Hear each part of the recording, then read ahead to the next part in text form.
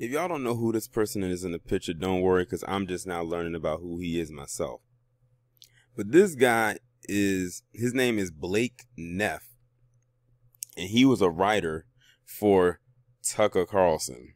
That lets you know all you need to know just right there alone. But this guy recently resigned. He wasn't even fired. He resigned because it got discovered that he was secretly posting racist and sexist remarks on this online forum. And considering he used to write for Tucker Carlson and the rhetoric that spills out of Tucker Carlson's mouth, this should surprise no one that he is a racist. Now I'm going to go ahead and read this article coming from CNN. Now mind you, this is a bit of a lengthy article, so bear with me. The top writer for Fox News host Tucker Carlson has for years been using a pseudonym to post bigoted remarks on an online forum that is a hotbed for racist, sexist, and other offensive content. Just this week, the writer Blake Neff responded to a thread started by another user in 2018 with the subject line, "Would you let a jet black Congo N-word do LASIK eye surgery on you for 50% off? Neff wrote, "I wouldn't get LASIK from an Asian for free." So no, the subject line was not censored on the forum. On June 5th, Neff wrote "black dudes," and he spelled it D-O-O-D-S. Staying inside playing Call of Duty is probably one of the biggest factors keeping crime down. On June 24th, Neff commented, "Honestly, given how tired black people always claim to be, maybe the real crisis is their lack of sleep." Well, Blake Neff, it sounds like to me you might be catching up on a lot of sleep if they throw your ass on unemployment. On June 26, Neff wrote that the only people who care about changing the name of the NFL's Washington Redskins are white libs and their university-educated pets. And over the course of 5 years, Neff has maintained a lengthy thread in which he has derided a woman and posted information about her dating life that has invited other users to mock her and invade her privacy. There has at times also been overlap between some material he posted on Saw on the forum and Carlson's show.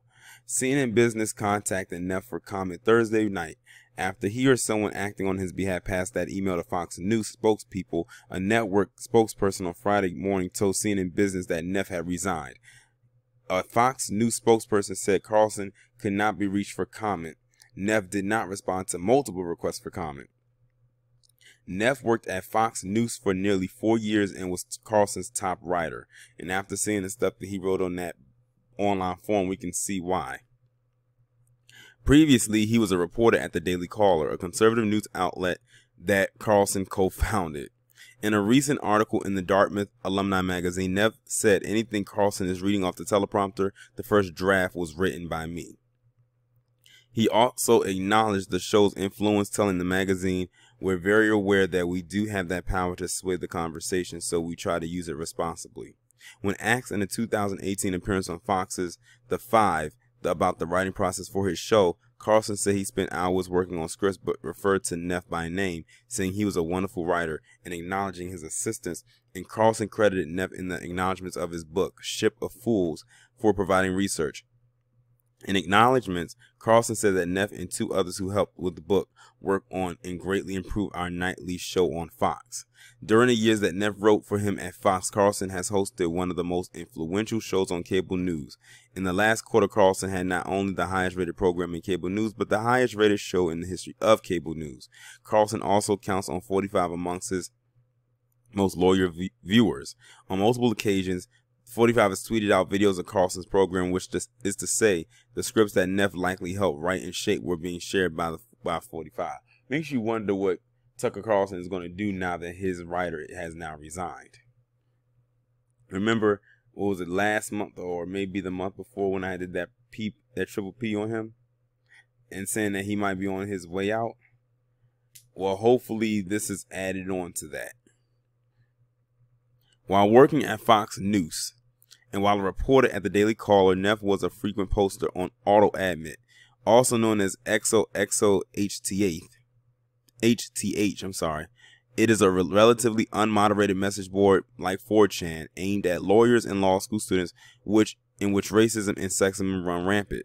The board's vulgar content was previously the subject of much criticism, and 2 Yale students sued anonymous posters on the site in 2007, alleging they had defamed them and made threatening remarks. The Hartford Courant reported in 2009 that the lawsuit was quietly settled after some of the posters were identified.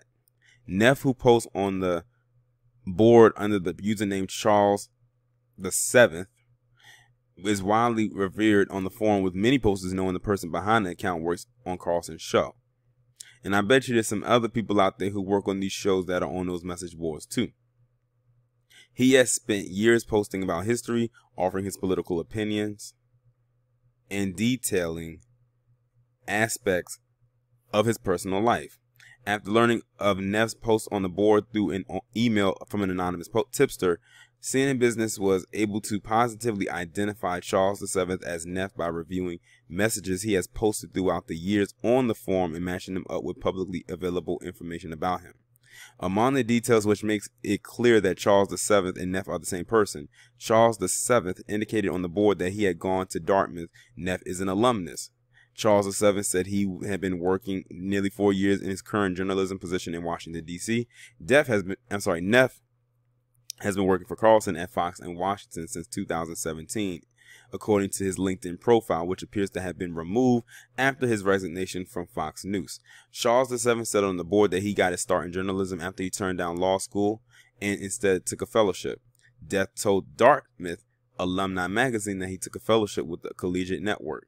Charles VII also wrote a parody version of the song "We Didn't Start the Fire" and posted it on the board, including a screenshot of an email he received from Carlson praising a lyric in the song. Neff sang the parody song at a Daily Caller Christmas party a few years ago, according to a person familiar with the event. So this guy's entire little double life always matched up, and he probably didn't expect no one to figure it out.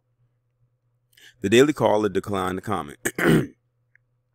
In a 2017 Washington Post Date Lab article featuring Neff, he dropped a number of Easter eggs for the board, including referencing in alcohol as poison meme that he has repeatedly posted about, and carrying a book on Catherine the Great to a date. His username on the forum, Charles VII, is a reference to Charles VII of Sweden, a king known for his military victories and who abstained from sex and alcohol. Neff, a history buff interested in wars and military battles, has repeatedly disclosed on the forum that he rarely drinks, and the Post story that he rarely dates. That Charles, while at Fox News, Carlson has been accused by critics of making racist and inflammatory comments on air. His show has long appealed to extremists who agree with his hardline views on immigration, his emphasis on the preservation of Western culture, basically white culture, and his commentary on topics of race. Carlson has at several points in his Fox News career found himself in hot water when commenting on such topics. In 2019, for instance, Carlson became engulfed in controversy when he said the very real problem of white supremacy in America was a hoax. Most recently, Carlson saw more advertisers, including Disney and T-Mobile, flee his program in June after he said Black Lives Matter was not about black lives, and warned viewers to remember that when they come for you. A Fox News spokesperson later told Carlson was referring to Democratic leaders, not Black Lives Matter protesters, where he made the comments. Carlson himself has in the past pushed back against allegations of racism. He told The Atlantic in December 2019 that such accusations are so far from the truth that it has no effect on any other to invoke him in contempt for the people saying it because he thinks it's that dishonest. You know what? I'm actually going to stop right there because I just realized how completely lengthy this article is. What I'll do is I'll leave the link in the description below. But pretty much to sum it all up, this guy wrote for Tucker Carlson for so many years, and it makes you wonder, how is Tucker Carlson going to thrive without him? I hope that he does not.